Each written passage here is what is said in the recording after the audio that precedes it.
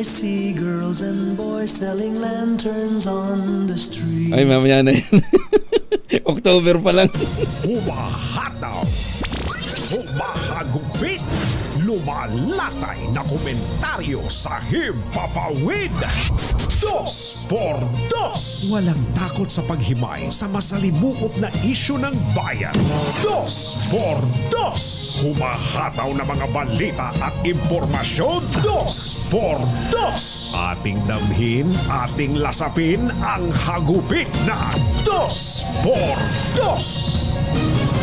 3 minuto na makalipas ang alas 6 ng umaga. Yung dalawa. Sabi ko naman sa inyo, yung mga senior citizen, dapat talaga nagpapahinga din yan pagka weekend. Hindi pasyal ng pasyal. Ano ha? Si Lolo Tonying, hindi humagandang pakiramdam. Hindi, masama ang boses. Oo. At si Lolo Jerry ho naman, may sama din ho ang pakiramdam. Yan ha. Pasensyahan ho ninyo yung dalawang senior citizen. Malas nyo ako nakasingkaw dito. Kuya Angel po, si Angelo Palmones sa mga kasama nyo hanggang mamaya alas 7 ng umaga. Handa na ang pamahalaan na bawiin ang price cap sa bigas sa harap ng inaasahang pagtaas ng supply sa panahon ng anihan at pagbaba ng presyo nito sa pandaigdigang merkado. Yun naman talaga, stopgap lang naman ho talaga yun eh. Inirekomenda po ng Department of Agriculture at ng Department of Trade and Industry na alisin na ang mandatory rice price ceiling sa isang sectoral meeting kasama ang Pangulong BBM kahapon. Ayon kay Director General Glenn Panganiban ng Bureau of Plant Industry ng Department of Agriculture, meron mga indicators na magiging batayan para tanggalin ang price ceiling ng bigas batay sa Executive Order No. 39 na nagtatakda ng presyo na 41 pesos per kilo sa regular milled rice at 45 pesos per kilo naman sa well-milled rice. Sinabi ng Panganiban na bukas ang DA sa mga alternatibong hakbang na imumungkahi ng mga economic manager at nakatutok ang ahensya para itaas ang supply ng bigas upang patatagin ang presyo ng pangunahing bilihin sa bansa. Ayan ha. Ang tanong natin dito ngayon, paano hindi pa naipamimigay na Secretary Ayusek Ding? Paano yung mga hindi pa naipamimigay na ayuda para ho sa mga maliliit na mga rice retailers natin? Ano ha? Ano yun? Pasensyahan na lang, hindi sila inabot eh. Binawi na eh. Hindi, mamaya magkaliwanagan tayo ha. Tawagan mga malo si Director Glenn para maintindihan natin kung tuloy pa rin ba yung ayuda para sa mga maliliit na mga rice retailers. Ano ha? Kasi binawi na eh. Pero sa tutuusin, gaya din ho sinasabi ng ibang mga mga stakeholders natin, bakit nga ba yung rice retailer ang inuyadahan natin? Palakasin mo natin kasi kahit na araw-araw ka magbigay ng ayuda, kung yung talagang higit na dapat na makinabang ng mga magsasaka ang napapabayaan, hindi talaga natin ma-achieve ang rice subsidy, rice sufficiency. Alam mo ninyo, sa ibang bansa, tayo naman nakapagpasyal na ho sa China, ang tindi ng kanilang investment sa pagpapatayo ng mga nung silo. Ang lalaki ng mga silo ni doon. At yun ho, pinagawa nila years back, dahil nga sa paghahanda nila sa kakulangan po ng pagkain sa maraming panig ng mundo. Magtago ka na, 2x2. Si Jerry at si Anthony, narito na, 2x2. Hahataw ng todo, urado ka, 2x2. Ang katotohanan, dala nila, 2x2. Walang sinasamba pali, maniwala ka, 2x2. Hataw ng husto, tol, umasa ka, 2x2. Itong minuto na makalipas ang alas 6 ng umaga, ACS Balita, susunod in just a while. Hanap buhay muna tayo. San Miguel, October Sherwin Alparo ay nag-iikot dyan sa Navotas City, naghahanap ng bibigyan ng 1,000 pisong premyo. Pambulong-bulong ka dyan, Sherwin. Magbalita muna tayo. Balitang makatotohanan, yan. Balitang maaasahan. ACS Balita. Walang makakaligtas, walang makakalampas. Saan mang sulok ng kapuluan, Luzon, Visayas hanggang Kamindalawan. Basta't may balita, ipagwagwagan ng sikat na tagapagbalita. ACS Balita. Kasama ang 2x2 tandem Anthony Taberna at Jerry Baha. ACS Balita. Ang programang ito ay hatid sa inyo ng ACS Manufacturing Corporation, ISO Certified, maker of world-class quality Pride detergent. Ay magandang umaga kay Mitseya. Sabi ni Mitseya, sa Shanghai, China, nasa rooftop ang ilang taniman ng mga magsasaka. Ganun sila kasipag, ano ha? At para sa ating mga ulo ng ating mga balita, sa ating ACS headlines, state-of-the-art satellites ng Canada ipagagamit sa Pilipinas para labanan ng dark ships. Philippine Robotics National Team bumida naman sa World Robot Olympiad sa Denmark. Price cap sa bigas inirekomendang alisin na. Inflation, pangunahing concern ng mayoriya ng mga Pinoy ayon sa Pulse Asia Survey. Ilang lugar sa Metro Manila, Rizal at Cavite makararanas ng 4 na araw na water interruption, no goli-goli ha. At 11 bayan naman sa Isabela tinamaan ng ASF.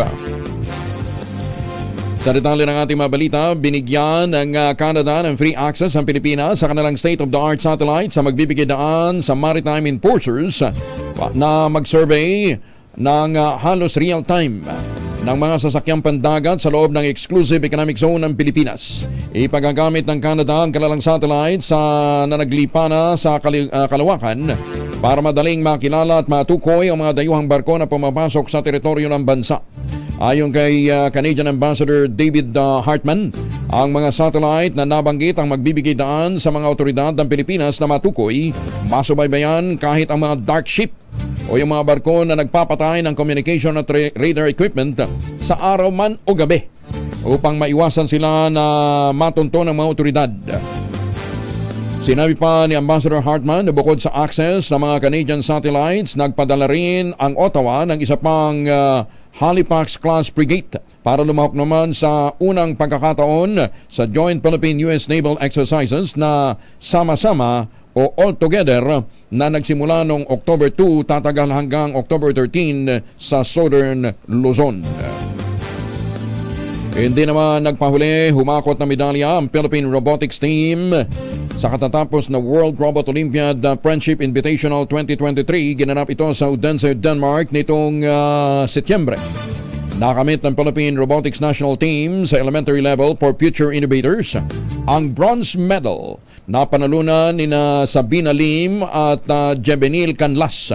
Wala po ito sa Special Education for Gifted ng DepEd Olongapo City. Sa high school naman, nasungkit ang mga estudyante mula sa Dr. Young Colleges Incorporated, yan po ito sa Bulacan, ang 3 pwesto at nakatangay sila ng bronze medal. Nagpahatid ng pagbati si Philippine Ambassador to Denmark, Leo Herrera Lim, sa Philippine Robotics National Team sa magandang performance at karangalang ibinigay nila sa bansa. Nasa 1,200 ang lumahok mula sa 39 na bansa na sa nasabing paligsahan sa larangan ng robotics at kasama nga dyan ang Pilipinas. Pinasok ng African Swine Fever o ASF ang 11 bayan dyan po sa Isabela. Ayon sa Regional Office ng Department of Agriculture, umaaray na ang mga magbababoy sa Angadanan, Aurora, Alicia, Etiague, Luna, Malig. Yan din sa Quirino, San Isidro, Gamo, Ramon at Rojas. Sinabi naman ni DA Regional Office Spokesperson Manny Galang, nagpadala na sila ng team ng mga eksperto mula sa mga apektadong lugar para pigilin ang pagkalat pa ng ASF. Samantala karamihan sa mga bayan sa Nueva Ecija na ang naapektuhan naman ng swine disease sa mga nagdaang buwan at ngayon ay nagsisika pa rin maka-recover. Inirekomenda ng Department of Agriculture at ng Department of Trade and Industry sa Pangulong Bongbong Marcos na bawiin na ang price cap sa bigas. Ayon sa Bureau of Plant Industry Director na si Glenn Panganiban, matatag na ang supply ng bigas sa bansa at bumababa na rin ang presyo sa lokal at pandaigdigang merkado kaya't maaari nang bawiin ang price cap. ACS Balita. 15 minuto na makalipas ang ACS na umaga. RP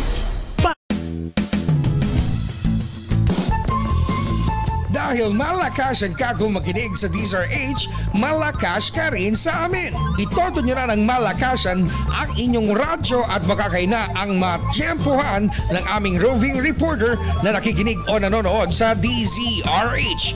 Instant, mananalo ka ng malakasang 1,000 pesos sa DZRH Malakas promo. Hatid sa atin ang kauna-unahang radyo sa Pilipinas, DZRH. Una sa Pilipinas, una sa Pilipino. Ay, magandang umaga kay Direk Coral Losalia ng TV5 at kay Direk Ginger Katabuy ng Net25. Huwag kayong maglilipat ng radyo ha, ng inyong monitor ha. Eto, mamimigay muna ng pera si Sherwin Alparo. Sherwin! Yes, hello dito sa Barangay MBBS sa Nabotas. May malakasan tayo na huli na nagbabantay sa computer shop o sa mga taga-com shop o. Yan o. Habang nagko-computer ngayong madaling araw, ito nanonood ng balita dito sa DZRH. Pangalan mo, kuya? Brian. Ano, no? Ilustrisimo. Brian, lagi ka ba nanonood sa DZRH? Oo. Oh, ayan, no, kitang-kita nga sa cellphone mo. Bakit ka nanonood sa DZRH? Para sa balita. Para sa balita, sino paborito mong announcer? Angelo Palmones. Si Angelo Palmones, bigyan ng 1,000 yan! Wala silang pasok. Angelo? Wala silang pasok? Wala kayong pasok? Wala po sir, salamat. Walang pasok. Mga ano to, mga nagko-com shop lang. Pagka magdamagan nagko-com shop. Hindi. Mga magdamagan nagko-computer. Yung isa nagtatago o baka makita ni nanay. Ayan o, ikakita mo, nakahilata pa. Ngala ko. Sa background, may nakahilata. Teka muna. Ba't may mga bata dyan? Wala ba silang pasok? May pasok kayo na. Wala. Hindi na mga bata to. Mga gumagawa na ng bata. Mga bata lang. Mga out of school, old, hindi na youth. Sige. Okay, sige. Okay. Kaya naman sa mga malakasan ko sa manalo ng 1,000 pesos, sumutok lang sa DZRH at baka kayo na susunod na manalo sa DZRH Malakas promo Hearts number 6. Survey Battle Saro, tuloy-tuloy sa pagbabalita, tuloy-tuloy sa serbisyo, sama-sama tayo Pilipino! Dahil malakas ang kagong makinig sa DZRH, malakas ka rin sa amin. Itodo nyo na ng malakasan ang inyong radyo at makakay na ang matiyempohan ng aming roving reporter na nakikinig o nanonood sa DZRH. Instant, mananalo ka ng malakasang 1,000 pesos sa DZRH Malakas promo. Hatid sa atin ang kauna-unahang radyo sa Pilipinas, DZRH. Una sa Pilipinas, una sa Pilipino. ACS Balita. Alas 6:20 ang oras sa buong kapuluan, tuloy tayo sa mga balita. Numero 1 pinoproblema ng mayoriya ng mga Pilipino ang pagkontrol sa sirit ng inflation sa bansa. Sa ulat sa Bayan Survey ng Pulse Asia, urgent national concern pa rin sa 74% ng mga Pinoy ang bilis ng pagtaas ng presyo ng mga bilihin. Consistent o hindi ito nagbago simula nang maupo ang Pangulong Bongbong Marcos sa pwesto noong Hunyo ng 2022. So kung mahigit na isang taon na sa panunungkulan itong mga economic managers ng Pangulo at hindi pa rin ho nagbabago ho yung pagtaas ng pagsirit ho ng inflation, Mr. President, mukhang it's about time na palitan ho ninyo yung mga nakapaligid ho ninyong mga economic managers. Sa pool ng 4 na araw na water service interruption ang ilang lugar sa Pasig, Quezon City, Rizal at Cavite. Bunsod ito ng line meter replacement at line maintenance ng Manila Water simula kahapon hanggang sa Biyernes yan. Pero nilinaw ng Manila Water na nakaschedule naman ang service water interruption tuwing gabi. At natatapos nila hanggang madaling araw. Magsasagawa naman ang Maynilad ng leak repair activity sa Cavite hanggang October 6. 21 na makalipas ang ACS Hawaga. Sa iba pang mga balita, aprobado na ng Land Transportation, Franchising and Regulatory Board o LTFRB ang pisong provisional increase sa pasahe ng mga jeep epektibo sa October 8. Dahil dito, magiging 13 pesos na ang bagong pamasahe sa mga traditional na jeep, habang 15 pesos naman sa modern jeepney simula sa Linggo. Kaya lang ho, may pinag-aaralan pa ang LTFRB na isa pang petisyon kaugnay ng hirit na 5 pesos na increase sa minimum fare sa mga pampublikong sasakyan. Tatanggalan naman ang prangkisa ng Land Transportation and Regulatory Board ang mga jeepney operator at mga drivers na maagang magpapatupad sa inaprobahang pisong dagdag pasahe.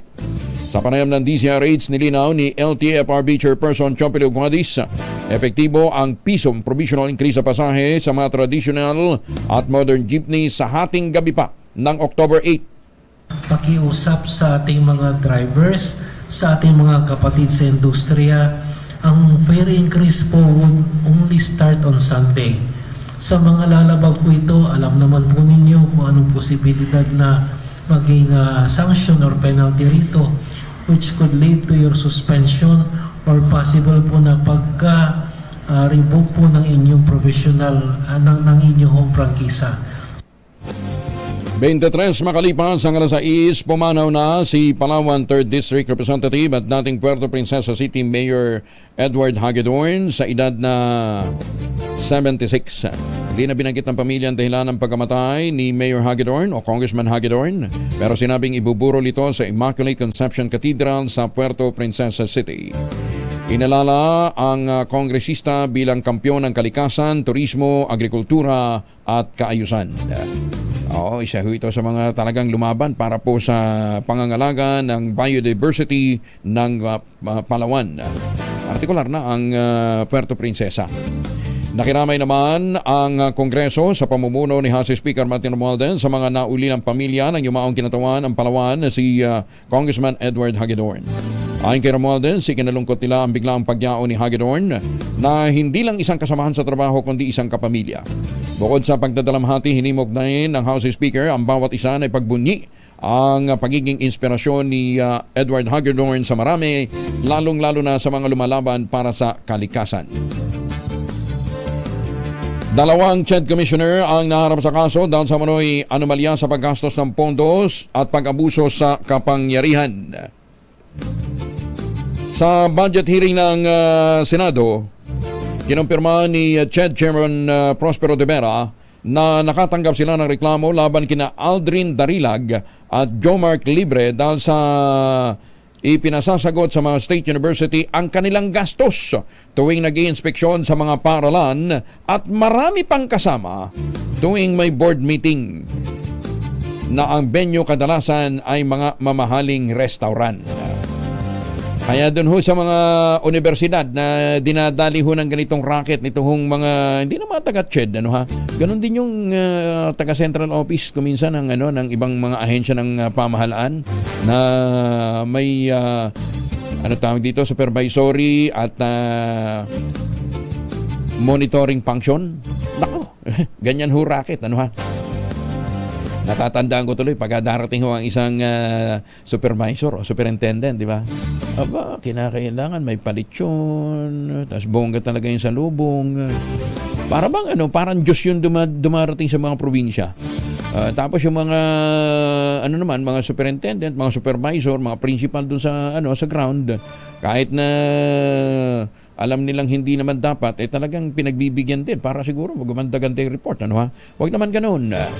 Baka gusto nyo matulad dito ho sa dalawang inireklamo dahil po sa pagpapalibre sa mga opisyal ng State University ng kanilang gastusin sa hotel at iba pang accommodation.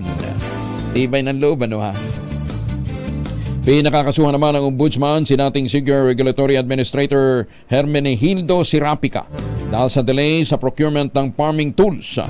Sa 21 pahinang desisyon, sinabi ng Ombudsman, nilabag ni Sirapica ang Government Procurement Reform Act.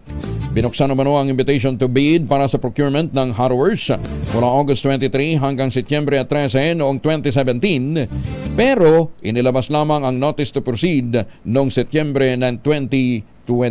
Ibig sabihin, halos 3 taong natenga ang procurement ng mga naturang harrowers.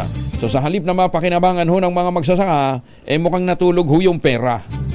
Hindi naman natin sinasabing in-invest, Pero parang ganun din ho yung nangyayari dito nga sa mga mechanization tools na laan ho naman para sa mga magsasaka na nagtatanim ho ng palay. At sabi ho nila, 2021 pa na i-download sa PhilMec pero hanggang ngayon, hindi pa rin ho na ipapabid. Sinibak naman at iniimbestigahan ng 4 na pulis matapos masangkot sa 15 million peso recruitment scam ng Philippine National Police sa La Castellana, Negros Occidental. Ayon kay Police Colonel Noel Alinio, Direktor ng Bacolod Police, isinuko na ng mga pulis ang kanilang armas matapos nasibakin sa pwesto habang isinasailalim sa inquiry. Ito daw itong 4 na mga pulis na ito ginagarantiya na kapag nagbayad ng package yung pong isang aplikante, matik po pwede na silang maging lespo. ACS Balita. Recruit pa lang tinuturuan ng mga otong ano ha. Recruit pa lang tinuturuan ng maging korapta. 628. This time check is brought. Papanggap na mga empleyado nila para manghingi lamang ng pera. Ayon sa BIPAR, hindi otorisado o manloko ang mga nagpapakilalang mga taga-BIPAR Office of the Director na nagsusulisit ng financial donation mula sa mga supplier at mga bidder ng ahensya. Ayan ha. Kaya lang baka naman inside job ho yan ko minsan eh. Mga tauhan nila kunwari. Ay, sus may ginawa. Taka muna, si Director Glenn Panganiban ng Bureau of Plant Industry, Department of Agriculture, kasama na natin. Director Glenn, magandang umaga po sa inyo. Director. Ay. Yes sir, good morning. Ayan. Director, ang sabi nga tatanggalin, ililip na natin yung price cap para sa presyo ng bigas. Pero tuloy pa rin ba yung pagbibigay ng ayuda para ho doon sa mga maliliit na mga rice retailers? Opo. Sir, morning po and thank you. Sir, ang ating naman pong ayuda, hindi lang po sa ating mga rice retailers, kundi sa aming side, sa DA, sa ating mga rice farmers, ay atin naman pong tuloy-tuloy. Kumbaga, hindi naman po siya bago talagang, hindi po siya talaga bagong inisyatibo na andyan na naman po yan from before. So, yung pong mga initiatives na yan, of course, kung sila po ay pasado sa mga guidelines, ito po ay ating tuloy-tuloy na programa ng gobyerno naman, So, yun po ang ating information So, this will go beyond doon sa sa period ng paglilip. May timetable na ba tayo ng lifting? Wala pa. Sure. Sa akin pong hindi ayaw ko pong i-preempt ang ating ang desisyon ng ating Pangulo. Opo, pero inaasahan naman po natin dahil nga po nakita natin nag-stabilize yung price and yung ating harvest ay parating na rin po at yun nagsimula na po nung September pa. And yung global prices po ng bigas ay kumbaga nagno-normalize o bumababa na rin. So mga indications po point to that. And yun nga, hindi lang po natin ma-preempt ang decision ng ating Pangulo regarding this. Ito naman po ay joint recommendation natin sa DA and DTI. So magkano ang magiging buying price na ngayon ng NFA? I think last week ba o last 2 weeks ay pinanukala din naman na yun nga ang buying price ng NFA sa ating mga producer side ay 19 for wet and 23 for dry sa ating palay. Okay. But yung price natin hopefully sa mga merkado ay magstay on the level na nasa 41 to 45 for regular and for well milled respectively. Yung 23 14% moisture content. Sir, yun po yung sa yung sa farm gate na natin. Oo, pero ang sabi nga nung ibang mga magsasaka natin, Direktor, ang hirap i-achieve doon kung wala ka naman talagang wala ka talagang maayos na dryer. Kaya sabi nila, baka na pwede itaas natin yung yung wet. Sir, yun nga po, kami naman sir sa Department of Agriculture, hindi lang po ito kumbaga sa buying side. Kami ay nag-i-implement ng mga intervention tulad dyan, yung mga dryer, even sa mga production technologies natin. Tuloy-tuloy po ang assistance ng ating government, even sa inputs, sa production support, binhi, fertilizers and machinery para mapababa yung cost na yon. So kung ano man po ang kailangan ng ating mga farmers ay dapat mo may communicate mabuti para ito ay ating matugunan. Gaya halimbawa, yun daw pong pondo ng RCEP natin, na inilaan sa PhilMec sa pool pa noong 2021, hindi pa nagagamit. Baka daw po pwede din madaliin. Actually sir, ang PhilMec, kasama naman nga natin kahapon ang ating director ng PhilMec, and he really committed na i-deliver ang mga ito. Ang atin naman pong PhilMec ay talagang naandyan. Nakapamigay na rin po yan ng maraming mga machinery dahil po doon sa epekto ng ating yung RTL nga, yung pondo na lalaan para sa ating mga farmers, and from all sides naman yan sir, from hopefully pati sa credit matulungan natin ang ating farmers, sa production side yan nga, mga machinery, and even sa post-harvest, yung kaya nung nasabi nyo sa drying. Pero yung post-harvest facilities ba, ano ito? Grant yan o loan na ibinibigay natin sa mga magsasaka under RTL? Actually, yun namang mga assistance po natin sa DA, to depend on the program, pero meron pong programs na yun nga, merong by soft loans o pero dito sa atin sa RTL meron yata lang tayong counting kumbaga counterpart from the local government o sa mga farmers and cooperatives and associations natin. Okay. Anyway, sige, papalo up din ho namin, Director. In the meantime, maraming salamat for joining us. Magandang umaga po. Yes, sir. Okay po. Magandang umaga po. Mabuhay po kayo. Si Director Gerald Glenn Panganiban ng tawag dito? Bureau of Plant Industry ng Department of Agriculture. DCS Balita. Happy 55th anniversary sa mga miyembro ng Taugama Pi Fraternity and Triskelion Grand Fraternity. Binabati kayo ni Congressman Jose Bong Teves Jr., Deputy Majority Leader at kinatawan ng TGP Party List. ACS Business. Tinapyasan ng International Monetary Fund ang pagtaya nito sa paglago ng ekonomiya ng Pilipinas ngayong taon. Mula 6.2% tinataya ng Washington-based lender na babagsak sa 5.3% ang economic growth ng Pilipinas dahil sa nararanasang global shocks. Mababa ito ng 6 hanggang 7% na target ng Administrasyong Marcos na may naiposte ng economic growth na pagtatapos ng 2023. Magugunitang bumagal ang GDP expansion mula April hanggang Hunyo dahil naman sa huminang global economy at ekstriktong policy rates ng Bangko Sentral ng Pilipinas para mapakalma ang inflation. ACS Balita. 39 na makalipas ang alas 6 ng umaga. ACS Sports.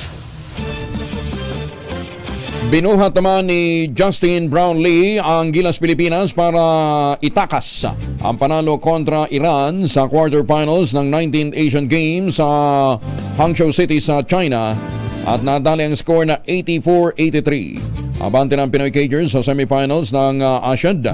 Ang kauna-unahang pagkakataon sa loob ng mahigit 2 dekada o 21 years. Nagawa pa ng Iran na gibain ang 21 points na kalamangan ng Gilas sa fourth quarter at naidictate ang laban sa 67-73. Tinapatan ito ng jumper ni Brownlee. Rumatsada ng 36 points para tuluyang maselyuhan ang makasaysayang Final Four finish ng Pilipinas.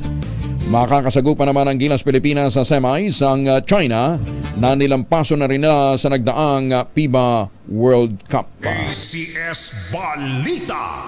40 minutos na makalipas ang alas 6 na umaga. Si Boy Gonzales, may mga reaksyon muna ang mga retailers sa nalalapit na pag-alis ng price cap ng bigas.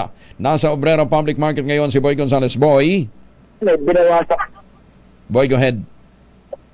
Okay, Kuya Angel, nandito tayo sa Obrero Public Market. At kausapin na natin yung mga retailer dito sa mga stall dito sa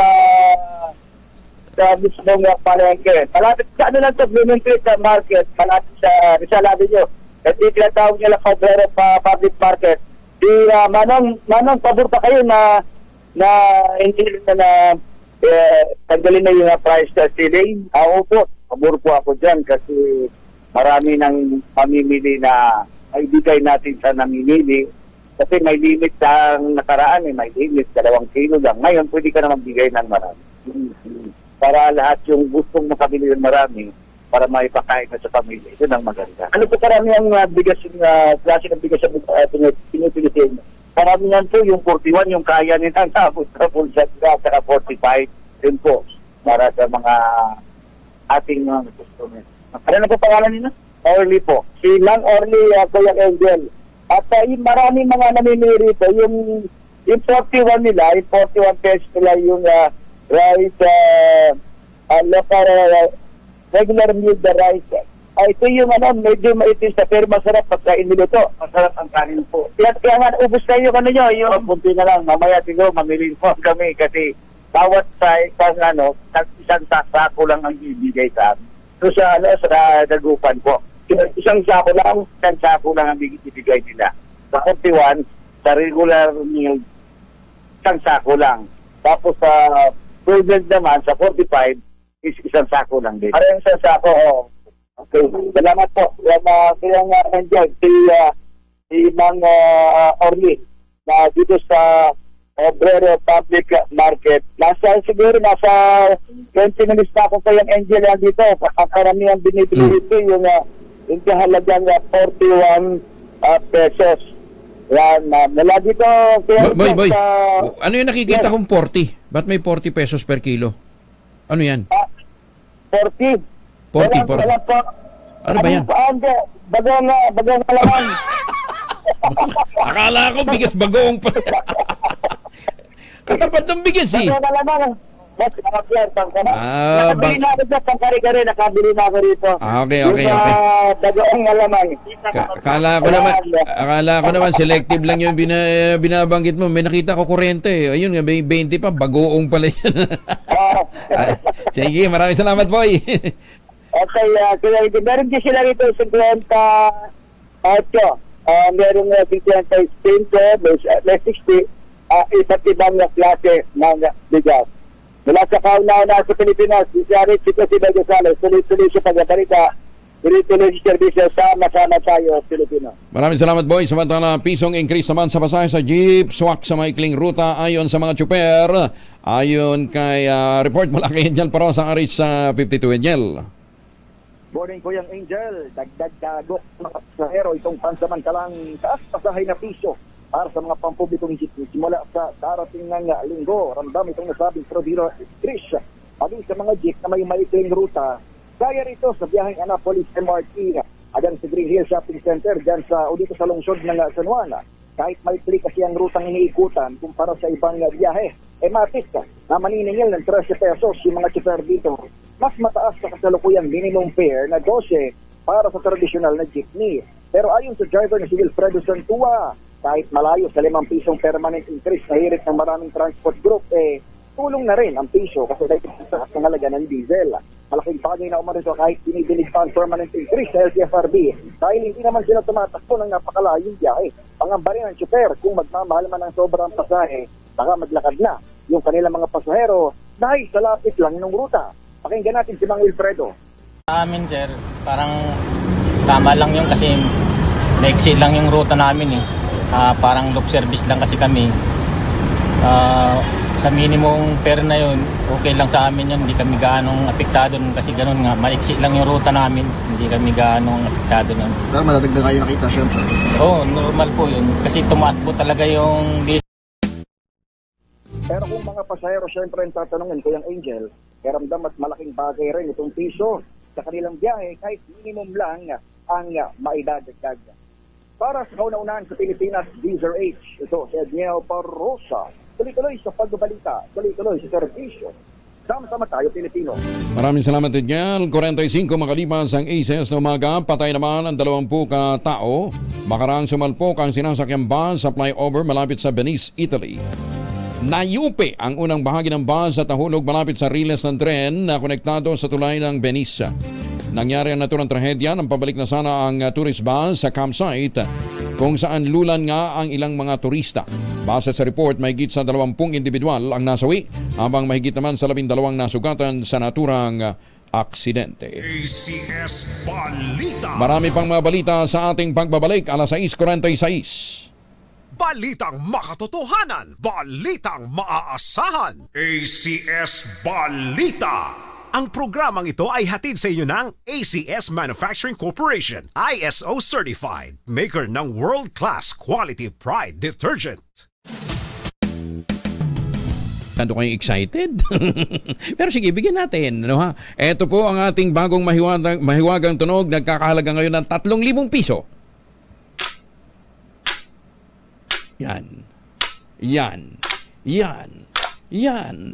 Ayan. Yung item na, isang item na hinahanap natin dyan, madalas ho, hinahanap ho natin yan pagka bumibiyahe tayo. Ano ba? May biyahe ka kung saan, ano ha? Hinahanap mo yan. Oh, hinahanap mo yan. Oh. Bahala kayo kung ano yan. Ha? Basta ang inyong mga sagot, ipadala po ninyo sa 0919-282-6485. Ang inyong pong mga sagot ay kinakailangan sumunod sa tamang format ang pagte-text empty space, name slash, address slash, contact number slash, at ang inyong sagot. Isang beses lamang po maaaring mag-text sa ating text line gamit ang inyong mobile number. 3,000 ang naghihintay na premyo dyan, ha? 0919-282-6485. Diyan po ninyo ipapadala ang inyong sagot. Yan, ha? Para malay nyo, magkaroon kayo ng chance na makadali ng 3,000 pesos. Matapos naman pangunahan na matagumpay na pagpigil sa government shutdown, pinatalsik sa pwesto ang House Speaker ng Amerika na si Congressman Speaker Kevin McCarthy. 216 ang mga mambabatas ang bumotong alisin si McCarthy habang 210 ang kumontra. Ang pagpapatalsik sa House Speaker sa pamamagitan ng pagbasa ng resolusyon ang kauna-unahan sa kasaysayan ng Estados Unidos ng Amerika. Itinalaga naman si Congressman Patrick McHenry, isang North Carolina Republican, na maging acting speaker hanggat wala pang naihahalal na pinuno ang kapulungan. Una rito naghain ng resolusyon si Congressman Matt Gaetz ng Florida para patalsikin si McCarthy at inakusahan ng House Speaker na may secret side deal kay US President Joe Biden kaugnay ng pagbibigay ng karagdagang pondo sa Ukraine. Malupit, ano ha? Dahil doon sa secret side deal, nadali si Congressman Kevin McCarthy. Pero ang laki, talagang divided yung House. Ang tindi ng division. 210 yung kumontra, kaya lang nanalo yung mayorya dahil lamang sa 6 votes. 216. Magandang umaga kay dating Speaker Pantaleon Bebot Alvarez. Ha? Good morning po sa inyo, sir. Yan, ha? At magandang umaga din po sa mga ano tawag dito? Mga suki natin dyan sa Estados Unidos. Hataw sa komentaryo 2x2. Pero sa kanila, ganun katindi, ano ha? For the first time, meron silang napatalsik na speaker. Pero dito sa atin, kakaiba. Meron nga tayo pinatalsik dito, presidente. Di ba? Na-impeach siya. May mga maestrado ng korte, siyempre, na-impeach. Ano ba? Ibig sabihin, mas buhay ho ang demokrasya dito ho sa Pilipinas kung ikukumpara sa kanila. Kasi doon, mas marami sun. Pero kita ho ninyo yung division nila. Kasi two-party system doon, di ba? Democratic at saka mga Democrats at saka mga Republicans lang. Kaya, ang nahalal ay Republican na taga North Carolina. Okay. Ayan. Sinimulan natin sa Christmas song. Paalam na tayo dahil po sa Christmas song din. Ano? And susunod na po. Sino susunod sa akin? Kasi lilipat ako dun sa kabila eh. Magandang umaga ho sa mga suki natin dyan sa radyo natin FM Nationwide. Kala nyo magpapahinga ako. Hindi, hanggang mami alas 8:30 pa ako. Babalita tayo dun sa mga kasamahan natin sa probinsya. Ano ha? Hindi, yung dalawa, masama ang lalamunan. Hindi kasi umiinom ng ultabayo eh. Saka ng tsokolate, ng salabat. Kaya yun si malo sa totoo na, bumabata ka, gumaganda ka. Ibang dating mo ngayon, ha? Lalo na kung magpapaagahan ka mamaya. 4 minuto na lamang bago po mag-alas 7 na umaga. So, sino si palit? Si Yuel? Yuel muna. Ayan, okay. Okay, sige. Si Yuel ang susunod sa atin. Ano, ha? Papalit doon sa dalawang senior citizen. Ha? Si Yuel at saka si Giselle. Sige, okay. Ba't ka ganyan? Ba't ako pinagsosolo nyo rito? Ba't nyo ako hindi hinahanapan? Daming magagandang pwede itandem nyan dito sa akin eh. Unfair kayo ha. Sino si Greg isasama mo sa akin? Di bali na paalam na ako. 4 na minuto na lamang, alas 7 na ng umaga.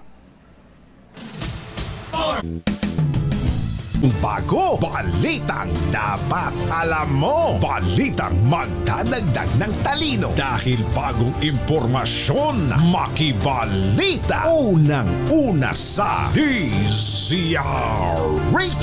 Pangunahing balita. Kasama ang 2x2 tandem nina Anthony Taberna at Jerry Baha. Mainit nagbabaga live na live sa DZRH Radio, DZRH TV, DZRH Digital, Nationwide, Worldwide, at Netwide. DZRH, pangunahing balita.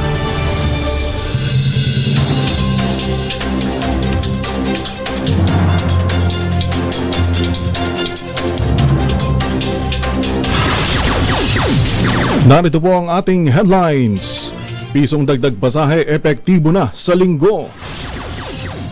Ang gobyerno handa ng alisin ang price ceiling sa bigas. Marcos administration nakakuha ng mataas na approval rating sa 8 pangunahing issues sa bansa. Ang Amerika mas pinagkakatiwalaan daw ng mga Pilipino kaysa sa China ayon naman sa isang survey. 7 arestado ng tangayin ang ilang case ng beer sa isang naaksidenteng delivery truck sa Cainta, Rizal. Pagtatalo na mag-live-in partner na uwi sa bugbugan, Mrs. Patay. Guro na nanampal ng nasawing grade 5 student, kakasuhan na. Ang Typhoon Jenny naman humina na signal number 3 nakataas pa rin sa Itbayat sa Batanes. Yan po ang ulo ng mga balita ngayong ika-4 ng Oktubre taon 2023. Mula sa DZRH 666 kHz sa Mega Manila. Sa bayan na rin po tayong napapakinggan sa DYXR 1395 sa Cebu, DXX o DXRF 1260 kHz sa Davao City at sa 16 pang relay station sa Luzon, Visayas at Mindanao. Kami po ang inyong lingkod sa pagbabalita sa pangalan ni na Anthony Taberna at Jerry Baha. Ako po si Giselle Ricoport. At ako po si Yuel Reyes para sa tuloy-tuloy na pagbabalita, tuloy-tuloy serbisyo. Sama-sama tayo Pilipino. Detalye ng mga balita sa aming pagbabalik. This time check sa DZRH. Pangunahing balita.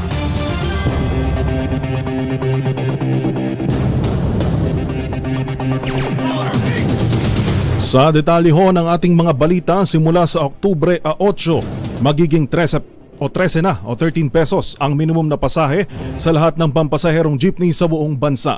Ito ay makaraang aprubahan ng LTFRB ang pisong provisional increase sa pasahe upang matulungan ang transport groups na mabawasan ang epekto ng patuloy na pagtaas ng presyo ng produktong petrolyo. Paliwanag ni LTFRB Chairman Teofilo Guadis, provisional increase ang kanilang ibinigay dahil isasalang pa sa susunod na hearing sa November 7 ang hinggil sa petisyon ng mga public utility jeep o jeep POJ na 5 pisong fare hike at pisong taas sa succeeding kilometer. Handa na raw ang pamahalaan na bawiin ang price ceiling sa bigas sa harap ng inaasahan na pagtaas ng supply sa panahon ng anihan. Gayon din daw ang pagbaba ng presyo nito sa pandaigdigang pamilihan. Inirekomenda ho ng Department of Agriculture, gayon din ho ng DTI na alisin ang mandatory rice price ceiling sa isang sectoral meeting kasama si Pangulong Bongbong Marcos. Ayon kay Director Gerald Glenn Panganiban ng DA Bureau of Plant Industry, mayroong ilang indicators na magiging batayan para tanggalin ang price ceiling sa bigas. Batay daw yan sa Executive Order No. 39 na nagtatakda ng presyong 41 pesos kada kilo sa regular milled rice, habang 45 pesos naman sa kada kilo ng well-milled rice. Sinabi ho ni Panganiban na bukas ang DA sa mga alternatibong hakbang na imumungkahi ng mga economic manager at nakatutok daw ang kagawaran para maitaas ang supply ng bigas nang sa gayon ay mapatatag daw ang presyuhan ng mga pangunahing bilihin sa Pilipinas. Samantala sa iba pang mga balita, nakakuha ng mataas na approval rating ang Marcos administration sa pagtugon sa 8 mahalagang issues sa bansa. Sa ulat ng Bayan Survey ng Pulse Asia, 74% mga Pinoy ang approve sa pagprotekta ng gobyerno sa kapakanan ng OFWs. Sumunod ang pagtulong sa mga nasalanta ng kalamidad na may 72%. Kabilang din ang pagtataguyod nito sa kapayapaan na may 63%, pagtatanggol sa territorial integrity na may 57% at paglaban sa kriminalidad na may 57%. Nakakuha rin ito ng mataas na rating sa pagpapatupad ng rule of law na may 55%, pagbibigay ng tulong sa mga magsasaka na may 55% at pagprotekta sa kapaligiran na may 54%. Uy, wala na rawong tiwala ang mayorya ng mga Pilipino sa China sa harap ng ginagawa nitong pambubuli sa may West Philippine Sea. Sa survey ho ng Oculum Research and Analytics, sa lahat ng mga bansa ang China ang pinakaayaw ng 51% ng mga Pinoy. Samantalang ang Amerika naman ang nakakuha ho ng pinakamataas na pag-aproba o tiwala ng taong bayan na nasa 62%. Ang Amerika ho nagkaalyaldong bansa ng Pilipinas ang nangunguna sa mga bansang kumukuyog sa China sa tuwing gumagawa ito ng iligal sa loob ng exclusive economic zone ng Pilipinas. Oras mo natin alas 7:11 o 7:11 ng umaga. 7 lalaki ho ang inaresto ng Cainta Police matapos na nakawin ang ilang case ng beer mula sa isang delivery truck sa Cainta, Rizal. Sa FB post ni Cainta Mayor Johnny L. Keith Passion, ibinahagi nito ang aksidente sa Junction Cainta na kinasangkutan ng isang 10-wheeler truck na may plakang NEO 29 o NEO 2922. Sa video, makikitang nagkalat ang mga case at basag na bote ng beer sa lansangan matapos itong mahulog mula sa truck. Pero sa halip na tulungan ng mga residente ang truck driver at pahinante, kanya-kanyang kuha ang mga ito ng mga pwede pang isalbang bote ng beer na kanilang dinala sa kanilang mga bahay. Dahil dito nagalit si Nieto at ipinaaresto ang mga individual na huli sa CCTV na nagtakas ng mga beer. Ipinatabi rin ni Nieto ang mga case ng beer na kanilang binitbit upang gawing ebidensya. Nauwi ho sa pananakit ang pagtatalo ng isang mag-live-in partner na nagresulta pa ng kamatayan ng 31 taong gulang na ginang nang hindi nito makayana ng matinding pambubugbog at mga hataw sa ulo at katawan sa bayan ng Rosario sa may lalawigan ng Cavite. Hindi na ho umabot ng buhay pa sa pagamutan ang biktimang si Pearly Esperon, habang arestado naman ang live-in partner nitong si Arthur Borbe, 32 taong gulang. Nahaharap po sa kasong homicide si Borbe habang inaalam pa kung ano ang ugat ng pagtatalo ng dalawa na nauwi sa pambubugbog. Bago ho sa detalye ng ating mga o pagpapatuloy ng detalye ng ating mga balita, papasukin muna natin ang isang Flash Report. Flash Report! Umagang-umaga, no? 2 patay, 2 sugatan sa sunog diyan sa Fairview, Quezon City. RH5, Val Gonzalez sa detalye. Val? Joel Giselle, isang 18 anyos, 18 years old na babae at isang 40 anyos na lalaki ang namatay sa sunog na sumiklab sa Lilac Omega Street o Lilac Omega Street, Barangay Fairview, Quezon City. Sa report ng Quezon City Fire District, kaninang alas 2 ng madaling araw nangyaring sunog sa 2 palapag na bahay at matapos lamang ang wala pang 1 oras o mahigit na 50 minuto ay na-fire out na ang sunog, pero nag-iwan na nga 2 kataong patay at 2 pang sugatan. Kinilala ang mga nasugatan na sina William Uy at Michelle Uy, 47 at 48 anyos, na patuloy na ginagamot sa isang pagamutan dito sa Quezon City. Sa batay sa impormasyon ng Bureau of Fire Protection ay nagulat na lamang sila nang sumiklab ang sunog, pero agad namang nakaresponde mga tauran ng Bureau of Fire Protection, pero nag-iwan nga ng 2 mga patay. Kaanak din ng pamilya Uy ang 2 mga biktima. Sa ngayon ay nagsasagawa pa ng investigasyon ang mga tauhan ng Quezon City Scene of the Crime Operatives para proseso ang mga labi ng 2 biktima na hanggang sa ngayon ay hindi pa naaalis sa loob ng nasunog na bahay. Para sa kauna-unahan sa Pilipinas, DZRH, ako naman Van Gonzalez, tuloy-tuloy sa pagbabalita, tuloy-tuloy sa serbisyo. Sama-sama tayo, Pilipino. Maraming salamat, RH5 Val Gonzales. Flash Report. Flash Report! Sa pagpapatuloy ho ng ating mga balita, hinahanda na ang paghaharap ng kaso laban sa guro na nanampal ng kanyang estudyante at humantong sa pagkamatay nito sa Antipolo City. Nahaharap sa kasong homicide si Mirasol Sison ng Peña Francia Spring Valley Elementary School dahil sa pagkasawi ng 14 o 14 anyos na estudyante na si Francis J. Gumikib. Ayon sa impormasyon, sinampal ng teacher ang biktima noong September 20 dahil umano sa pagiging maingay sa klase. 3 araw matapos ang insidente, sumama ang pakiramdam ng bata hanggang sa dalhin sa ospital at makomatose bago binawian ng buhay noong Lunes dahil sa brain hemorrhage. Uy, pero partner, ang binabanggit ng pulis ay ng ni Quezon, hindi naman daw niya sinampal pala yung estudyante at tinapik lang daw niya yung pisngi ng bata. At ang sinasabi ng Women's and Protection Desk ng Antipolo ay dumampi lamang yung kamay nung teacher. Yun yung nung pinuntahan nila dun sa eskwelahan. Alam nyo ho, nakakalungkot dahil yung mga magulang napakakampante na yung kanilang mga anak nasa loob ng paaralan bilang ang mga nagbabantay nga ho sa kanila itinuturing na pangalawang magulang. Tapos may ganyang insidente na ikinamatay pa ng isang mag-aaral. Sa kaugnay ho na balita, hindi raw kinukonsinti ng Teachers Dignity Coalition ang umano'y pananampal ng isang guro sa mag-aaral at ikinamatay nito kalaunan. Sa panayam mo ng DZRH, sinabi ni Benjo Basas, chairman ho ng TDC, hindi nila tinotolerate ang ginagawang pananakit ng kanilang kapwa teacher. Pero sinabi ho ni Basas na dapat idaan sa due process ang nasabing guro at dapat alamin maigi kung ano ang totoong nangyari.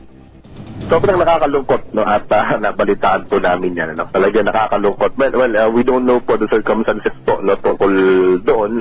At kami po ay nakikiramay din naman sa pamilya. Dapat po makita natin ano yung mga nag-trigger. Bakit po humantong sa gano'n at gano'n ba kalakas talaga yung pagkakasampal. Kasi reportedly ay nakapasok pa yung bata kinabukasan. Nagkaroon yata ng internal bleeding. And may mga gano'n pong circumstances. Kami naman po, hindi naman po namin in any way ay itolerate ang aming mga kapatid. Yan ho ang tinig ni Ginoong Benjo Basas, ang chairman ng Teachers Dignity Coalition. Mga nangunguna at mga bagong balita sa DZRH. Pangunahing balita. At sa ating pagbabalik, partner, ano yan? Sino? Showbiz ni Tita Morley. Sa atin nung pagbabalik ay sino? Itong actress na ang forte partner ay comedy. Isinusuka ba ng kanyang mga kapwa-artista? Yan ang masyado raw kasing yan ang ating alamin dahil masyado raw siyang demanding. Kaya hindi binibigyan ng project. Inaayawan ng kanyang network. Yan ang ating aalamin sa ating pagbabalik at lahat ng yan at iba pang mga balita sa pangunahing balita sa aming pagbabalik. Pilipinas ang oras, alas 7:18 ng umaga.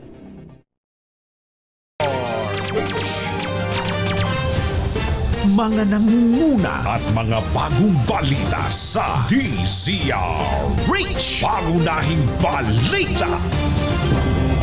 Sa pangalan pa rin ho ni na Anthony Taberna at Jerry Baha, kamay pa rin po ang inyong nakakasama sa pagbabalita.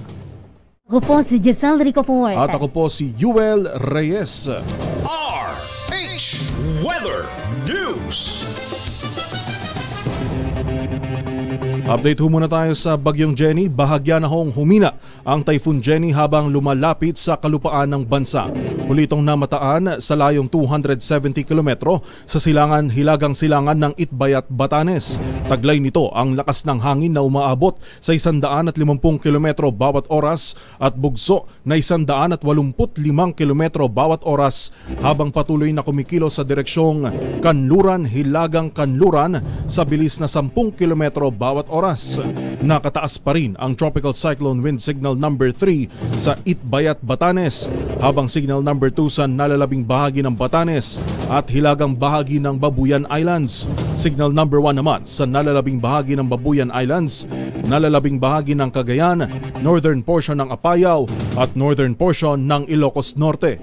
Bukas ay inaasahan na pong lalabas ng Philippine Area of Responsibility ang Typhoon Jenny at patungo na sa teritoryo ng Taiwan kung saan ito nagbabantang mag-landfall. Bagamat palabas na ho yung bagyong Jenny ng ating teritoryo, kapit pa ho at abiso ho sa ating sa atin hong mga kababayan dahil ngayon hong buwan nasa 3 hanggang 4 pa hong bagyo yung papasok, mabubuo sa loob ng Philippine Area of Responsibility at sa natitira po na 3 buwan ng taon ay nasa 5 hanggang 6 pa raw ho yung papasok na bagyo sa Pilipinas. Alas 7:23 na ho tayo ng umaga ngayong ika-4 sa buwan ng Oktubre taong 2023. Mayorya ho ng mga Pilipino ang nababahala sa pagtaas ng mga presyo ng mga bilihin habang nananatiling pangunahing concern ng pagkontrol sa inflation. Ito ho ang resulta ng Urgent National Concern Survey na isinagawa ng Pulse Asia mula September 10 hanggang September 14 ngayong taon. Sa nasabihong survey, 74% ang nag-aalala sa inflation, mas mataas ho sa 63% na naitala noong Hunyo. Nasa 56% naman ng mga Pilipino ang nakukulangan sa effort ng nasyonal na pamahalaan para kontrolin ang serit na presyuhan ng mga bilihin. Ang iba pa hong concern ng mga Pilipino ay ang taas sahod ng mga manggagawa, paglikha ng dagdag trabaho at paglaban sa korupsyon. Ang binabanggit pa ho sa survey ho ng Pulse Asia, consistent ho itong pangunahing concern ng mga Pilipino mula ho nang maupo ang ating Pangulong Bongbong Marcos noong Hunyo ng nagdaang taon. Samantala sa iba pa hong mga balita, itinanggi ng grupo ng mga pribadong ospital na sila ay nabayaran na ng PhilHealth sa kanilang pagkakautang.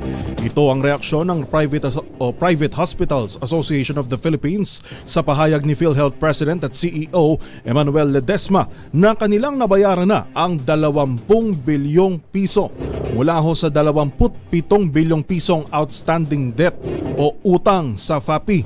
Sinabi ni Dr. Jose Rene De Grano, Pangulo ng Samahan, na wala pang natatanggap na bayad mula sa PhilHealth ang mga pribadong pagamutan. Uy, maganda hong balita dahil halos 28,000 barangay daw sa buong Pilipinas ang malinis na mula sa illegal na droga. Idiniklara ho ng PIDEA na drug cleared ang kabuang 27,788 barangay nationwide. Nasa 23.62 bilyong halaga naman ng mga illegal na droga at mga kagamitan ho sa laboratorio ang nakumpiska ng mga otoridad. Sa mahigit 44,000 anti-drug operations, 61,000 drug suspect ho ang inaresto ng mga pulis, kabilang na ang 4,000 high-value targets. Mga nangunguna at mga bagong balita sa DZRH. Pangunahing balita. Pangunahing balita sa showbiz. Magandang dilag, puso ko yung nabihag. Eto na, partner. Sino ito? Sino ito? May ano ka ba? May... Parang napatawa na rin yata tayo nito, partner. Oo. Mula pagkabata, imposibleng hindi natin to. Oo, marami tayong mga Pilipino ang kinagigiliwan niyang komedyante na yan. Ang pinatawa kada at Pasko. Malala din, partner, yan. Grabe ring magpaiyak yan ng mga Pilipino sa husay ng pag-arte. At atin ang alamin kung sino nga ba itong aktres na ayaw bigyan ng project. Bakit kaya ng kanyang mother network dahil sa pagiging demanding? Sa detalye, balita mo ang ating showbiz legend, Tita Morley Alinio. Tita Morley! Yes! Magandang morning, Luzon, Visayas at Mindanao. Uy, first time! Giselle and Yuel! First time kong mag-report sa inyo. First time din namin. Pero nakakaaliw kayo ganda ng tandem nyo But anyway, nakakaloka sa super mega nakakabaliw itong isang kilalang actress na ito na komedyante. Humihingi ito ng proyekto sa kanyang TV network. Pero hindi siya mabigyan-bigyan dahil sa kanyang attitude. Uy naman! Nako, demanding ang naturang komedyanteng actress na ito na kapag nabigyan siya ng proyekto ay marami siyang hinihiling. Ayaw niya nang maingay sa isang taping. Gusto niya kapag siya nagpapahinga, tahimik na tahimik. At kapag gusto kainan naman ng kumakain na, gusto niya special na pagkain ng kanya. At ayaw din niyang masikip na lugar. Ayaw din niya ng mabaho. Ayaw niya ng kung ano-anong pagdidiman ang hinihingi nito. Well,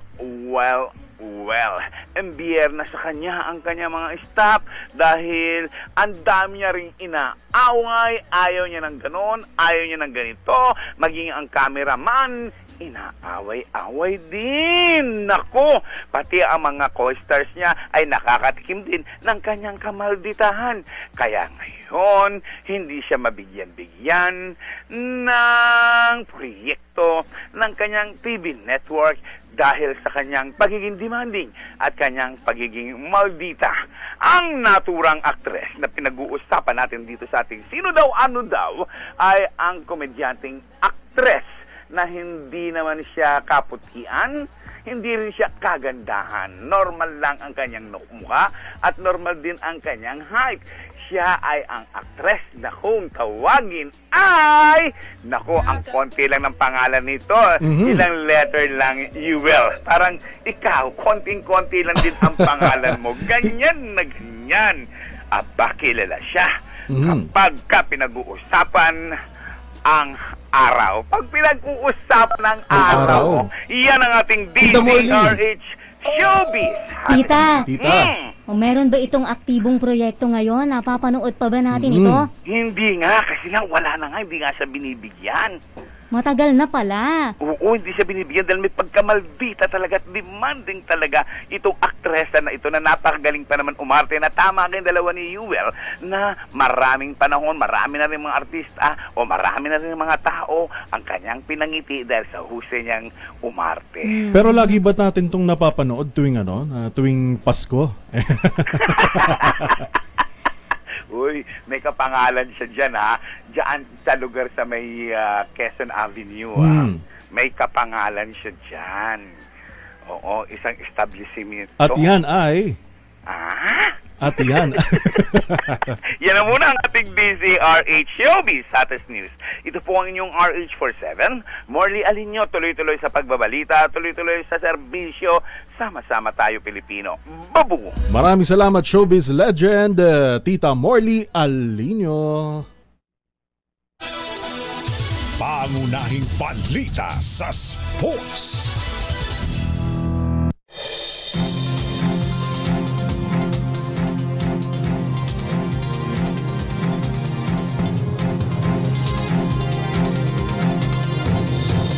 Nahin na muna natin itong balitang dito na sa balitang sports. Pasok na rin sa 2024 Paris Olympics ang Filipina gymnast na si Alea Finnegan. Si Finnegan ang ikatlong atletang Pilipino na nag-qualify sa Olympics matapos ang performance nito sa World Artistic Gymnastics Championship. Nakapagtala si Finnegan ng 13.400 sa vault, 12.433 sa bars, 12.700 sa balance beam at 12.833 sa floor exercise na nagtapos sa ika-32 pwesto mula sa 117 competitors. Maliban kay Finnegan, pasok na rin sa Paris Olympics ang kapwa gymnast na si Carlos Yulo at pole vaulter na si EJ Obiena.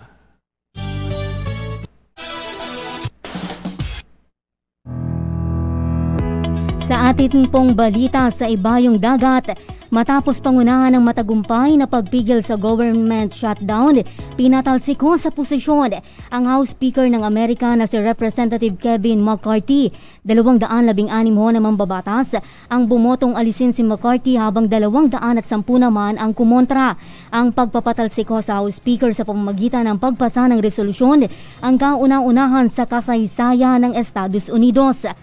Una ho rito nagain ng resolusyon si Florida Congressman Matt Gaetz para patalsikin si McCarthy at inakusahan ng House Speaker na may secret side deal kay US President Joe Biden kaugnay ng pagbibigay ng karagdagang pondo sa Ukraine. Pangunahing balita sa kalusugan.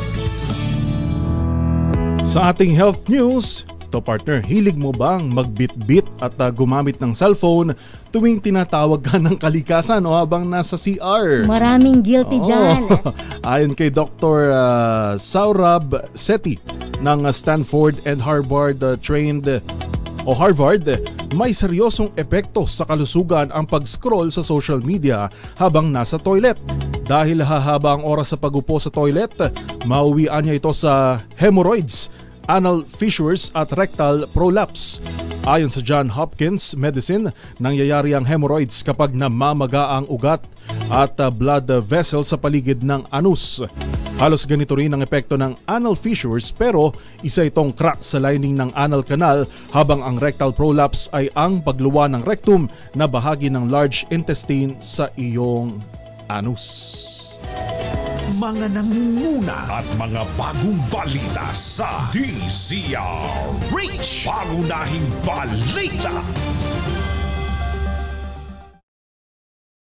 This time check is brought to you by balita sa DZRH. Pangunahing balita.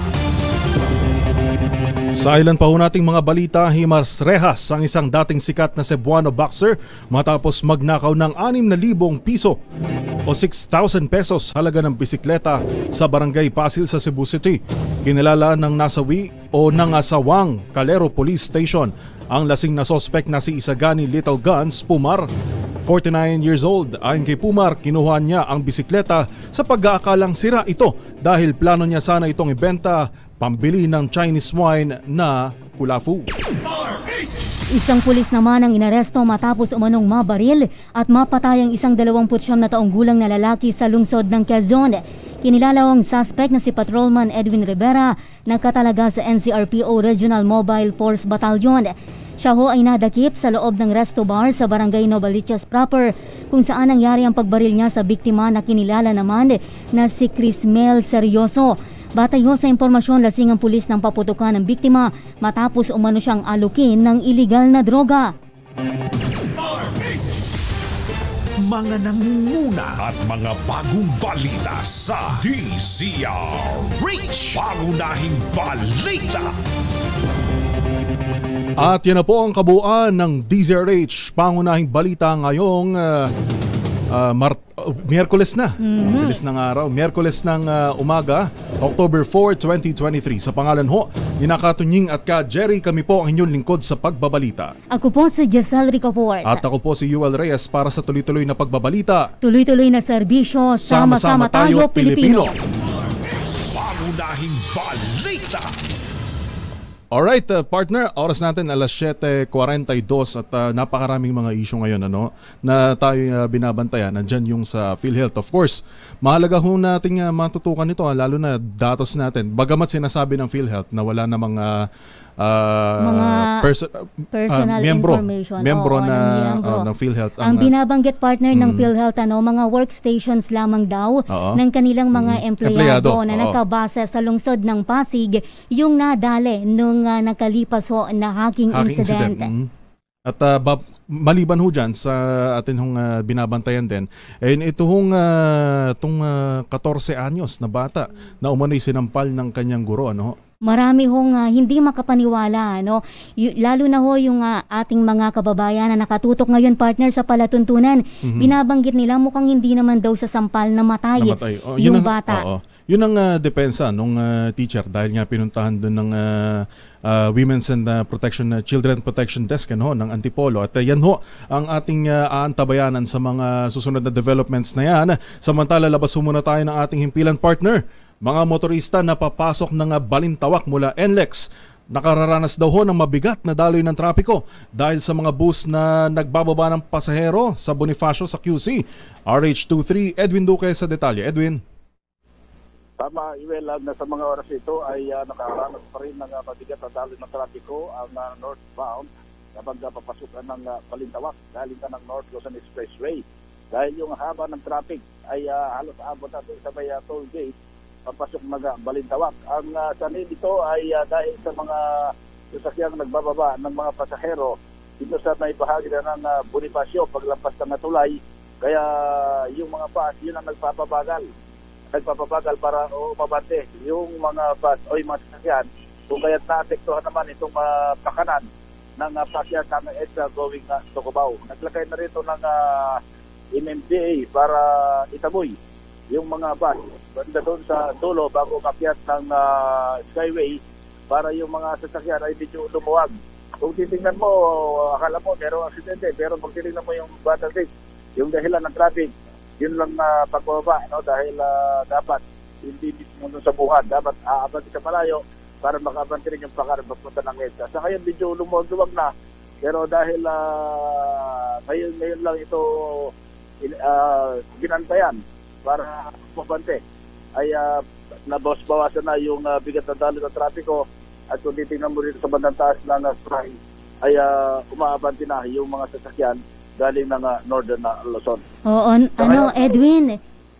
Yes. Edwin, bilang napag-uusapan na rin natin yung transportasyon at ikaw ay nasa lansangan, kumusta yung reaksyon ng mga motorista, yung mga tsuper ng jeep partikular doon sa inaprubahan na pisong provisional increase sa pasahe at epektibo yan sa darating na October 8? Kanina, nung nasa EDSA pa tayo, may mga ilan tayong nakapanayam kanina, lalo na yung mga sumasakay ng EDSA carousel at yung iba naman ay sumasakay ng bus. May mga ibang reaksyon na sang-ayon dun sa pagtaas ng pasahe dahil sa karampot lang daw at nararapat lang daw para naman yung mga may-ari ng mga sasakyan ay medyo kumita. Meron namang ilan na umaasa lang doon sa karampot na sahod. Medyo umaalma, hindi natin maiwasan na may mga maalma, pero may mga nakakaintindi naman dun sa mga ilang pasahero na sang-ayon dun sa pagtaas ng pasahe. So magkaiba yung reaksyon, meron sang-ayon, meron hindi. Depende doon sa mga iba medyo magandang kinikita, hindi nila ganong ramdam yung maliit na increase ng pasahe.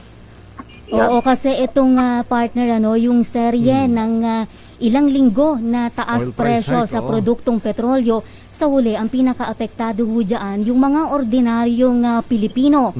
Oo, dahil tayong papasa nito Oo, binabalikat ho nila yung taas presyo na yan sa petrolyo dahil nariyan, syempre, yung patong na rin sa binibili nating produkto, gawa nga ng iyan ho ay tinatransport pa galing sa iba't ibang lalawigan sa Pilipinas. Kaya't ang panawagan sa ating nasyonal na gobyerno ng iba't ibang grupo ay ibasura o di kaya ay amyendahan yun hong oil deregulation law dahil ho dyan binibigyan ho kasi ng laya yun hong mga oil company na magpataasan na lang ng presyo.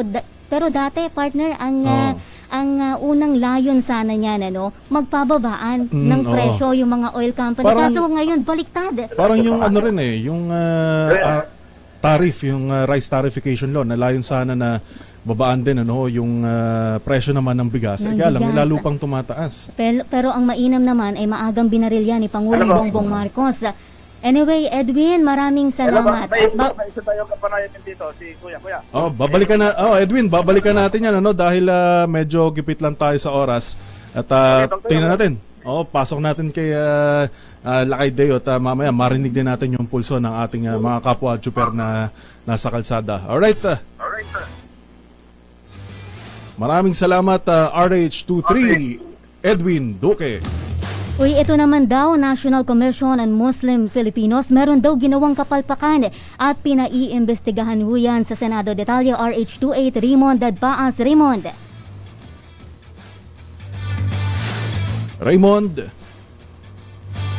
Mukhang naputol sa linya sila kay Raymond Dadpaas, partner? At atin ang babalikan yan, maghahanap buhay lamang ho tayo Pilipinas. Ang oras, 11 minuto bago alas 8 ng umaga.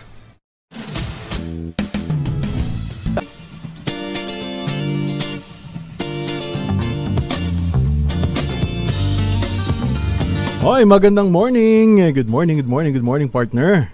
Siyempre magandang umaga rin dyan sa ating mga kababayan. Sa May Itbayat, Batanes, na grabe niraragasa sila ng nitong Typhoon Jenny. Sila ay kasalukuyang nasa signal number 3, partner, kung hindi ako nagkakamali. At ang maganda naman, sinasabi ng pag-asa ay hindi na inaasahan na magla-landfall pa itong bagyo. Sa may southern Taiwan Doon yung forecast. Pero bagaman sa ating mga kababayan, ay yun hong trough o yun hong buntot, yun ho yung nagpapalakas sa southwest monsoon o yung hangin bagat. Kaya lagi pa rin ho tayo magdala ng mga panangga sa ulan. Lagi pa rin ho tayo magdala ng of course yung panangga naman sa ulan mapa-araw o mapa-ulan magagamit natin yan, lalo na yung payong, partner. At syempre napakahalaga na makinig ho tayo sa mga abiso ng ating mga lokal na pamahalaan kaugnay ng mga paparating o nandiyan na bagyo sa atin. Antabayanan nyo yun hong follow-up ni RH5 Val Gonzales doon ho sa autopsy naman. Nandun na ho tayo sa autopsy para malaman. Yun din ho kasi yung sinasabi ng pulis doon sa Antipolo na para maisampa yung kaso, para matibay, kailangan yung autopsy report. Oo, at saka yung medico-legal, partner. Ito ho kasing insidenteng ito, kung kayo ay nagtataka, bakit hindi pa inaaresto itong teacher, ito ho'y nangyari noon pa Setyembre. Ang binabanggit ng kapulisan para dumaan din sa due process, kailangan nung hintayin iyang mga kaukulang dokumento, resulta ng autopsiya at ng medico-legal. Yan ho yung antabayanan ninyo. Mamaya sa report ni RH5 Val Gonzales ukol sa development ng mga reports niya. Meron tayong mga komento dito, partner, na sinasabi nila, do not always, sabi dito ni, may mga binabasa tayong komento dito sa ating Facebook page na wag daw maniwala lang sa isang side ng storya. At para daw ang binabanggit daw kasi ng media, parang convicted na itong si yung teacher. Guro, Pero ang binabanggit naman namin, ang amin ibinabalita, galing din sa side noong magulang. At syempre kinukuha rin namin yun panig ng inaakusahan. Ang binabanggit ng magulang nitong si alias FJ, partner, simula nung baby, hindi naman daw nadala sa ospital yung bata. At wala siya ibang sakit. Oo, wala siyang iniindang sakit ngayon. Maliban na lamang makaraan nga na sampalin noon teacher na si Mirasol Quizon.